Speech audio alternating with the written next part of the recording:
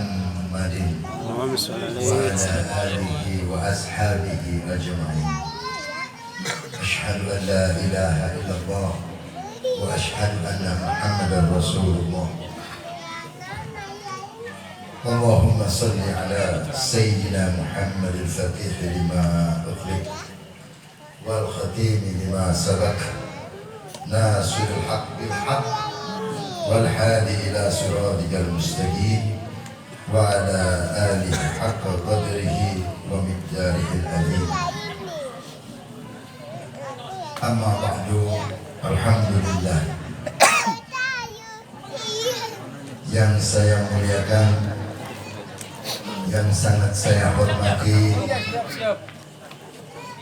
Ketua Majelis Ulama Kabupaten Biak, sekaligus menjadi Ketua Panitia daripada peringatan Maulid Nabi besar Muhammad Sallallahu Alaihi Wasallam, Kiai Haji Burhanul Haq.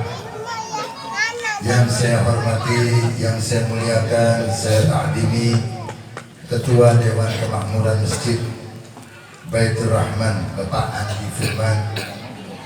Yang saya hormati, saya muliakan, saya takdimi Ketua LPTQ Kabupaten Biak Numfor Bapak Iwan Ismulyanto. Yang saya hormati dan saya takdimi Ketua Dewan Masjid Indonesia Kabupaten Biak Numfor Bapak Haji Syarifuddin. Bapaknya di sana, bapak di sini boleh. Yang saya hormati, saya sangat takdimi guru kita bersama Al Ustadz Imam Rianto. Ini saudara saya. Beliau ini yang paling awal saya kenal pertama kali di Biak. Jadi dengan asbab beliau saya juga bisa sampai lagi kemarin, insyaallah. Amin ya rabbal alamin. Wabil khusus saya takdim, saya muliakan karena Allah Ta'ala Khadamul Majlis Rindu Rasulullah Kiai Haji Abdul Wahid.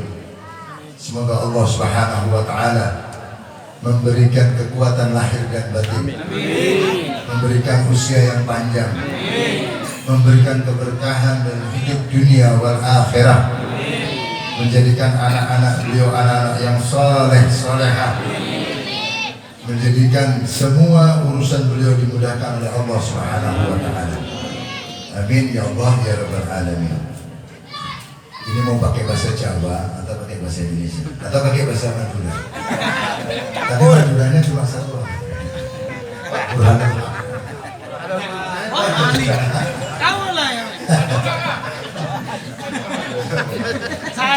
Alhamdulillah saya punya jamaah majelis di Timika namanya Suhaibun Nur. Ada 200 orang, semuanya Madura. Dari Sampang, Bangkalan, Pamekasan, semuanya orang Madura. Lengkap kan Tabib? Lengkap, ada orang juga Sumenep di sana. Alhamdulillah. Bapak Ibu sekalian yang dimuliakan Allah Subhanahu wa Ta'ala, malam ini bertepatan dengan bulan Rabiul Awal, di mana di bulan ini telah dilahirkan manusia paling mulia di muka bumi ini.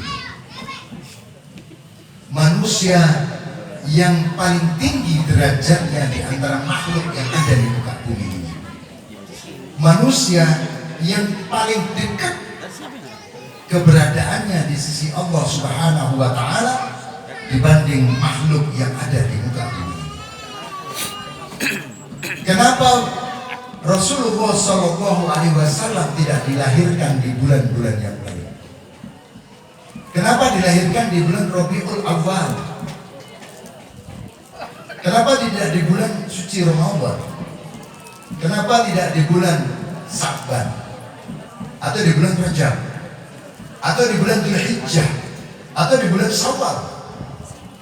Allah Subhanahu wa Ta'ala tidak ingin kekasihnya Rasulullah Sallallahu Alaihi Wasallam dikatakan mulia beliau karena lahir di bulan-bulan suci tersebut.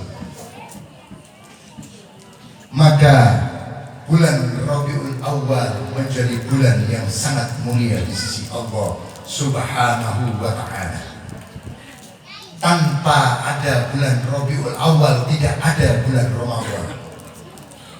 Tanpa ada bulan Rabiul Awal tidak ada bulan Syawal. Tanpa adanya bulan Rabiul Awal tidak ada bulan Dzulhijjah. Bahkan tanpa bulan Rabiul Awal tidak ada umat Islam di dunia ini. Jadi kita bersyukur kepada Allah Subhanahu wa ta'ala. Allah turunkan satu bulan kepada umat Rasulullah SAW, yaitu bulan Rabiul Awal. Kenapa bulan Rabiul Awal menjadi mulia di sisi Allah Subhanahu wa ta'ala dan kita muliakan malam hari ini? Karena apa-apa yang bersentuhan dengan Rasulullah SAW akan mulia di mata Allah Subhanahu wa ta'ala. Yang hadir hari ini, ibu-ibu, bapak-bapak, bukan manusia biasa, tetapi yang hadir bapak dan ibu sekalian pada malam hari ini dalam rangka kecintaan kepada baginda Nabi Muhammad SAW menjadi manusia yang luar biasa di mata Allah Subhanahu wa ta'ala. Karena apa? Karena bersentuhan dengan baginda Nabi Muhammad sallallahu alaihi wasallam. Harta yang diinfakkan, yang disedekahkan untuk acara Maulid Nabi besar Muhammad sallallahu alaihi wasallam bukan harta yang biasa, tetapi harta yang luar biasa di hadapan Allah Subhanahu wa ta'ala. Karena sebab daripada kecintaan kepada kekasihnya Allah Subhanahu wa ta'ala. Allah Subhanahu wa ta'ala di dalam hadis qudsi mengatakan, laulaka ya Muhammad ma khalaqtul aflak. Tidaklah aku ciptakan semua ini ya Muhammad. Langit, bumi, serta isinya, alam semesta tidak aku ciptakan kecuali karena engkau ya Muhammad. Allahumma salli wa sallim. Allahumma salli wa sallim. Mendengar kalimat Allah Subhanahu wa ta'ala, Rasulullah pun bertanya, ya Allah, jika semua alam semesta ini engkau ciptakan karena aku ya Allah, maka aku ini engkau ciptakan untuk siapa ya Allah? Maka Allah katakan, anta li ya habibi, aku ciptakan engkau ya Muhammad untuk menjadi kekasihku.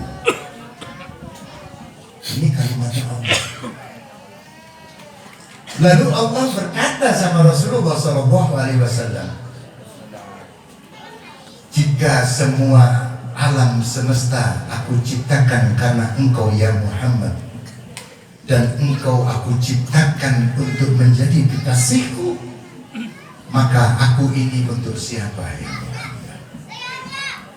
Allah bertanya kepada Rasulullah, aku ini Allah untuk siapa ya Muhammad?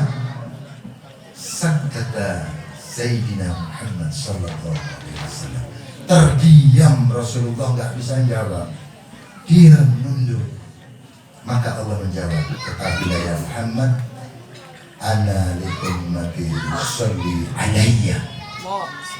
Aku ini untuk umatmu yang senantiasa berselawat kepadamu ya Muhammad. Allahumma sholli wa sallim alaih. Kita akan membaca selawat malam ini. Kita memuji, mengagungkan Rasulullah SAW. Maka Allah katakan, aku ini untuk umatmu yang senantiasa membaca selawat kepadamu. Allahumma salli ala Muhammad.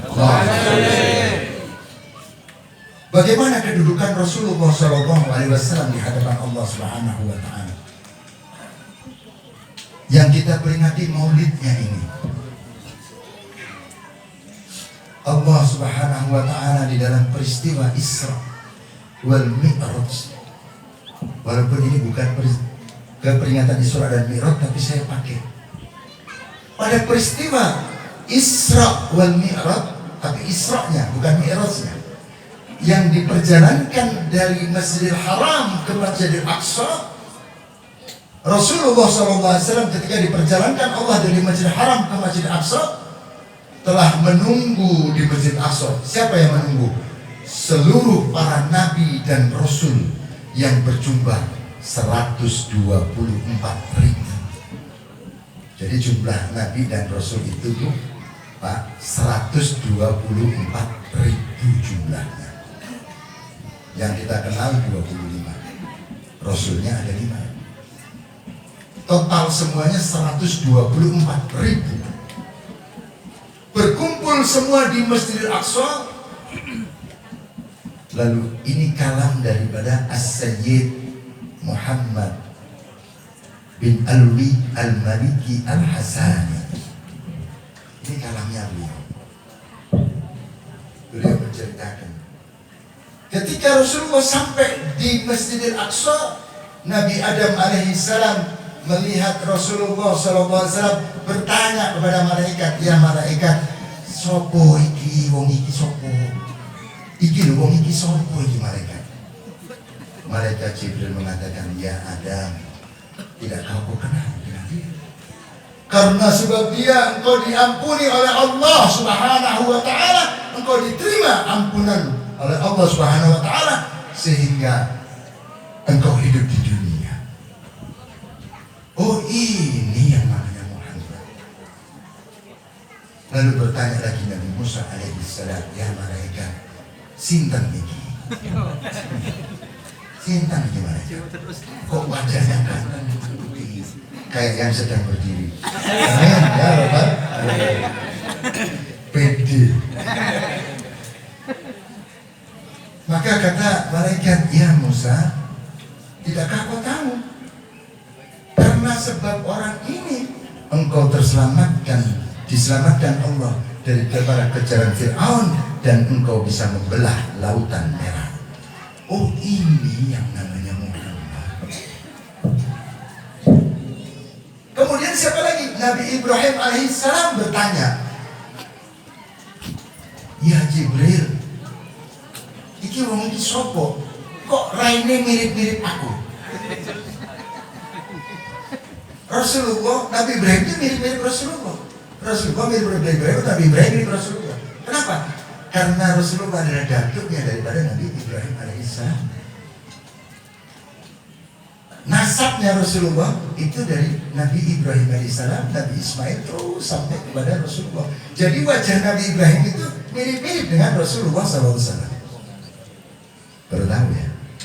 Kalau ngerti nggak tak kasih tahu. Maka kata malaikat, ya Ibrahim, ini cicitmu, ini keturunanmu ya Ibrahim. Dan sebab orang ini engkau terselamatkan daripada apinya Raja Namrud laknatullah. Oh, ini yang namanya. Maka kata Sayyid Muhammad bin Alwi Al-Maliki Al-Hasani, seandainya pada hari itu 124.000 para nabi dan rasul tidak memandang wajah Rasulullah sallallahu alaihi wasallam, maka Allah haramkan kepada 124.000 para nabi dan rasul memasuki surganya Allah Subhanahu wa Ta'ala.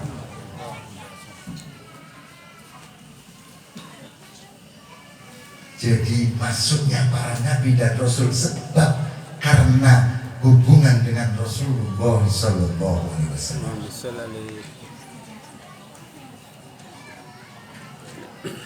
Bahkan sebuah sandal ketika cerita Nabi Musa alaihissalam, Nabi Musa ini kan suka ngomong-ngomong Bu, sama Allah itu ngomong, berkata-kata, ngobrol aja tapi nggak bisa lihat Allah, ngobrol terus Nabi Musa. Maka salah satu umat Nabi Musa mengatakan, ya Musa, Engkau ini kan suka ngobrol sama Allah. Kamu nggak pernah lihat wajahnya Allah. Maka Nabi Musa berdoa, ya Allah, selama ini aku cuma ngomong sama engkau. Aku hanya berbicara denganmu. Izinkan aku memandang zatmu ya Allah.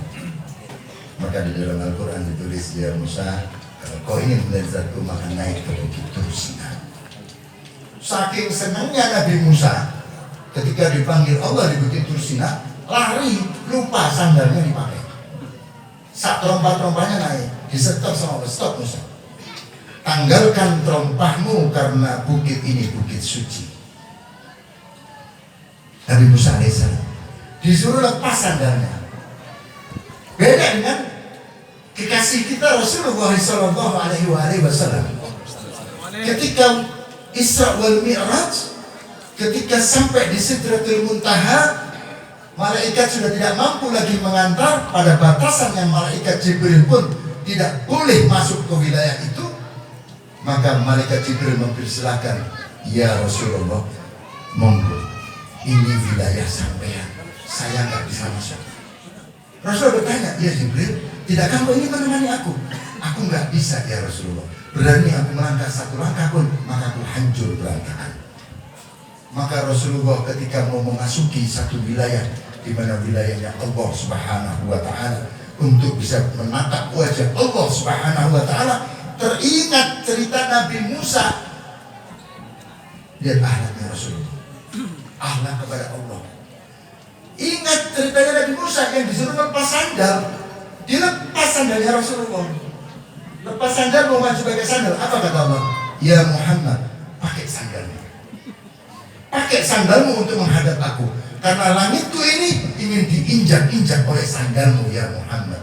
Sebuah sandal menjadi mulia di mata Allah, di sisi Allah, karena bersinggungan dengan baginda Nabi Muhammad Sallallahu Alaihi Wasallam. Kita ini alhamdulillah jamaah majelis rindu Rasulullah segini banyak. Amin ya rabbal alamin. Ini semuanya bukan manusia biasa di mata Allah Subhanahu wa Ta'ala. Karena apa kata Allah? Barang siapa yang cinta kepada kekasihku, maka dia akan aku masukkan ke dalam surga. Bayangkan, bahkan para wali-wali Allah itu mengatakan lebih mudah mengenal Allah daripada mengenal kekasih-kekasih Allah. Sampean semua ini adalah kekasihnya Allah Subhanahu Wa Ta'ala. Kenapa? Kita nggak tahu, kadang kita duduk di warung sampingan, kadang kita naik ojeknya, kita nggak tahu hatinya ternyata punya mahabbah kepada baginda Nabi Muhammad Sallallahu Alaihi Wasallam. Itu yang dipandang Allah menjadi manusia yang luar biasa. Sandal saja karena nempel dengan kulit baginda Nabi Muhammad SAW diizinkan oleh Allah untuk melihat wajahnya Allah Subhanahu Wa Ta'ala. Begitu mulianya Nabi kita yang kita peringati malam ini. Begitu indahnya beliau, akhlak beliau ketika bertemu dengan Allah Subhanahu Wa Ta'ala. Lalu bagaimana perasaan beliau, hati beliau kepada umat-umat beliau?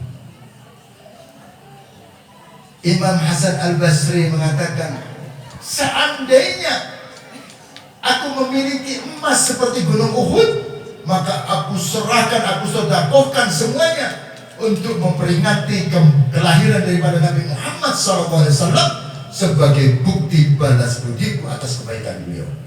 Maka kata Hasan, Imam Hasan Al-Basri mengatakan, walaupun kau berjalan dari rumahmu ke Madinah untuk melaksanakan haji bukan dengan kakimu, dengan menggunakan dua belah matamu untuk ingin membalas kebaikan Nabi Muhammad, tidak akan pernah terbalas. Keringat Rasulullah SAW untuk kita semua, darah yang beliau keluarkan ketika beliau di kota Taif, Air mata beliau setiap malam menangis kepada Allah. Apa yang diingat?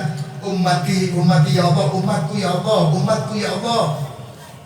Sampai satu ketika Rasulullah menangis 3 hari 3 malam, tidak keluar kamar, menangis Rasulullah. Maka Rasulullah Allah Subhanahu wa taala melihat kekasihnya menangis, sedangkan Allah tahu apa yang ditangiskan oleh Rasulullah SAW. Tetapi kemudian malaikat Jibril disuruh turun. Ya Jibril, coba turun, tanya kekasih apa yang ditangiskan. Maka malaikat Jibril mengatakan, mengucap salam, ya Rasulullah, aku diperintah oleh Allah untuk bertanya, Mahyuki, apa yang kau tangiskan? Maka kata Rasulullah, ya Jibril, aku menangis ketika membaca firman Allah yang berkenaan dengan Nabi Ibrahim, bahwa Nabi Ibrahim menyerahkan umatnya kepada Allah. Kalau Allah mengampuni itu haknya Allah. Kalau umatnya berbuat maksiat akan mengazab umat Nabi Ibrahim, itu haknya Allah. Ya Jibril, aku takut umatku diazab oleh Allah. Ya Jibril, makanya aku menangis melihat ayat ini. Kalau Nabi Ibrahim sudah menyerahkan umatnya kepada Allah, Nabi Isa pun menyerahkan umatnya kepada Allah. Aku nggak mau ya Jibril. Maka Jibril pun naik kepada Allah melaporkan hal ini. Ya Allah, ternyata kekasihmu menangis karena takut umatnya engkau siksa. Allahumma salli ala Muhammad. Allahumma sholli alaihi. Maka apa kata Allah? Jibril turun, sampaikan, wala saufa yu'tika rabbuka fatardo. Itu kalimat Allah kepada Rasulullah.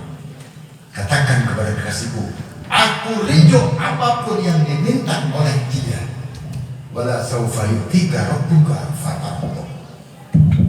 Maka mendengar ini Rasul mengatakan, idzan ya Rabb, jika demikian ya Allah, la ardo, aku enggak ridho ya Allah. Wa wahidin li ummati finnar, aku enggak ridho satu pun dari umatku masuk ke dalam neraka ya Allah. Allahumma sholli alaihi. Salli wa sallim daiman ala mada. Salli wa sallim daiman ala mada. Wal ali wal ashabi an qad wahada. Wal ali wal ashabi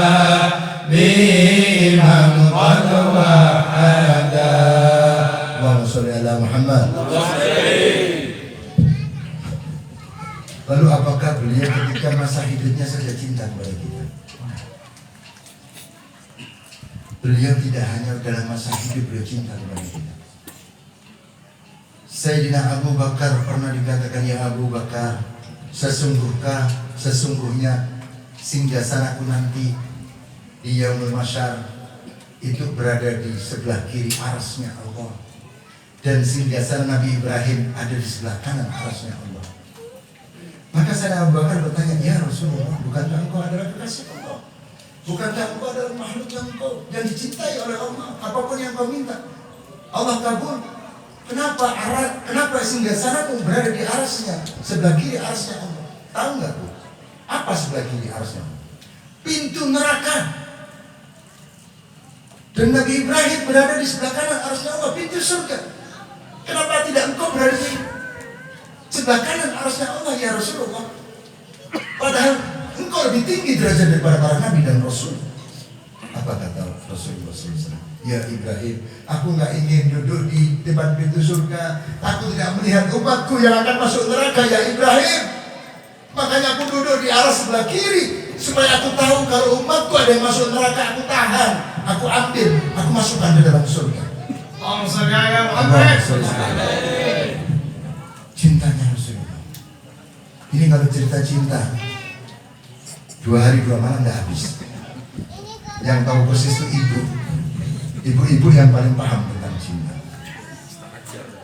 Iya, ini sudah panitia sudah ngeri-ngeri ke saya. Makanya tadi pagi saya Ustaz mau dibaca sini. Kalau saya ngomong, Pak Imam Rianto, saya ngomong bisa 4 jam. bisa baca. Kalau nggak di stop. Terakhir. Mau terus apa enggak? Terus apa enggak? Terus. Allahumma sholli ala Muhammad. Nggak apa-apa mau pulang jam 1, jam 2. Jangan takut. Karena pulang jam 1, jam 2 hati sampean ada mahabbah kepada Rasulullah. Dan hati inilah yang akan membawa kita semuanya bersama-sama dengan Rasulullah SAW. Ada cerita ditulis di sebuah kitab. Di Mesir ada orang Muslim yang bertetangga dengan orang Yahudi. Orang Muslim bertetangga dengan Yahudi. Setiap tahun orang Muslim ini mengadakan maulid Nabi besar Muhammad SAW. Bikin besar seperti ini, seperti guru kita pada majelis, bikin tenda, potong sapi, kasih makan orang. Maka orang Yahudi ini suami istri ngobrol, bertanya, Pak, ini tetangga kita ini ngapain ya? Setiap tahun selalu mengundang orang banyak, potong sapi, walaupun 1 ekor. Insya Allah tahun-tahun berikutnya 10 ekor. Amin. Lanjut. Baik. Jadi kata suami istri ini, istrinya bertanya, maka kata suaminya, Bu, aku dengar sih setiap tahun dia itu merayakan ulang tahun. Ulang tahun siapa? Ulang tahun nabinya, namanya Muhammad. Oh gitu. Selesai pembicaraan cuma begitu. Maka tidurlah suami istri orang Yahudi. Di dalam tidurnya si istri orang Yahudi ini melihat mimpi rumah tetangganya yang tadi pagi membuat mobil itu dipenuhi dengan orang-orang baju putih yang penuh cahaya semua orang. Cahayanya sampai menyinar luar biasa. Berkeliling orang duduk di rumah itu. Ada satu orang yang duduk di tengah-tengah, cahaya lebih tinggi, lebih terang. Maka ibu tetangga yang Yahudi ini dalam mimpi ini ditulis dalam kitab kisah nyata, mendatangi salah satu orang. Ini siapa orang-orang itu? Oh, bercahaya semua. Terus itu yang di tengah itu siapa? Yang cahaya begitu terang kalah yang lain. Oh, itu yang di tengah itu Rasulullah SAW. Oh, itu yang diulang tahun itu. Betul. Kalau aku panggil, nyaut enggak? Kata orang ini, nanti itu nyaut. Maka dalam mimpinya si perempuan memanggil Rasulullah, ya Muhammad. Yang dipanggil dengan nama ya Muhammad, beliau menoleh dengan tersenyum kepada wanita dalam mimpinya. Lalu menjawab salamnya si wanita ini. Dijawab panggilan tadi. Si wanita ini langsung mengatakan, ya Muhammad, aku ini orang bukan Muslim. Aku tidak beriman kepadamu. Tapi ketika aku memanggil namamu, mengucap salam, engkau jawab salamku. Apa kata Rasulullah SAW? Aku tidak akan menjawab salammu kecuali aku telah melihat ada hidayah masuk ke dalam dadamu. Lalu di dalam mimpi itu perempuan masuk Islam di tangan Rasulullah SAW. Menangis di dalam mimpinya, menangis sampai terbangun dalam mimpinya. Tangisan itu terbawa di dalam tidurnya, basah bantalnya. Dia noleh ke kanan, dia suaminya masih tidur. Kalau hatinya, bahasa gaulnya itu kalau. Iya. Kalau bukan tetek, bukan luar, kalau dia. Besok ya opo iki ngomong ke bapak ini. Ngomong kalau sudah Islam mesti marah. Nggak ngomong saya sudah berikrar di depan Nabi Muhammad untuk masuk Islam. Dalam mimpi. Dia pikir sudah biar. Besok pagi-pagi aku tak ngomong sama suami. Tidur lagi, begitu pagi bangun seperti biasa. Dilihat suaminya sudah tidak ada di kamar. Si perempuan ini bersihin kamar, spraynya diberapikan, keluar, melihat suaminya di teras, di halaman rumah. Ngatur panggung, panggil panggung banyak. Ditanya, Pak, kamu mau bikin panggung buat apa? Seperti buat acara besar. Iya, aku mau bikin acara besar. Acara apa yang Anda mau bikin? Aku mau bikin acara ulang tahun. Ulang tahun siapa Pak? Ulang tahun yang engkau masuk Islam tadi malam di tanganmu. Allahumma sholli wa sallim alaihi. Ternyata mimpi istrinya setelah selesai berlanjut ke suaminya. Suaminya pun masuk Islam di tangan baginda Nabi Muhammad sallallahu alaihi wasallam. Karena sebab apa? Karena sebab peringatan Maulid seperti mudah-mudahan tetangga kita mendapatkan keberkahan. Mudah-mudahan peringatan malam ini dengan daripada asbab Rasulullah sallallahu alaihi wasallam, daripada asbab guru-guru kita yang ada, dari asbab ulama-ulama kita yang ada, para kiai-kiai yang ada di sini, menjadi asbab turunnya hidayah Allah, turunnya rahmat Allah pada khususnya kaum muslimin yang ada di Kabupaten Biak Numfor dan pada anggota masyarakat di Biak Numfor. Mudah-mudahan kita semua senantiasa Allah berikan lindungan, berikan cahaya di dalam hati kita, dan tidaklah kita meninggalkan dunia ini. Tidaklah kita akan menjawab malaikat sakaratul maut kecuali Rasulullah sallallahu alaihi wasallam ada di sisi kita. Allahumma salli ala Muhammad. Tidaklah kita dibiarkan oleh Rasulullah sallallahu alaihi wasallam ketika akan diangkat nyawa kita oleh malaikat sakaratul maut. Rasulullah akan membimbing lidah kita untuk menyebut kalimat la ilaha illallah Muhammadur Rasulullah. Dan tidaklah kita dibiarkan oleh Rasulullah kelak untuk menjawab pertanyaan malaikat tunggal dan nakir.